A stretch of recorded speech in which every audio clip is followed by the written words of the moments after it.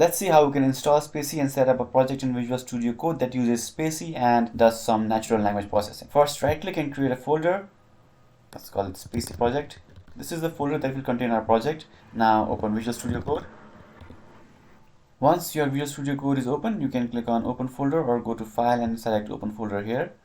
Anyway, we need to open the folder that we have just created so that we can create our Spacy project. Now, once the project is open, as you can see, it is currently empty.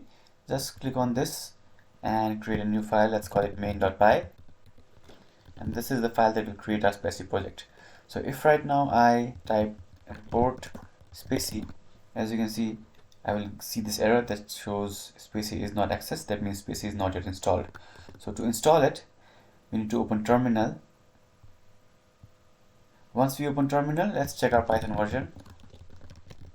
So as you can see, our Python version is 3.11, but if you look down here, our Visual Studio Code is currently using Python 3.10.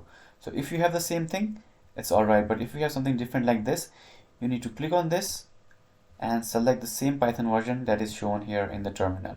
So I will click on 3.11, and now our version here is same as the version here. So now you can install Spacy. So click on pip install Spacy. Now if you run this, you might get an error that says pip is not found. If you get that error, check the first link in the description and then you can run this command. So if I hit enter, it has successfully installed Spacy and all the required dependencies. Let's try to make a project using Spacy. As you can see here, the error is also gone. Now you can type this sample code.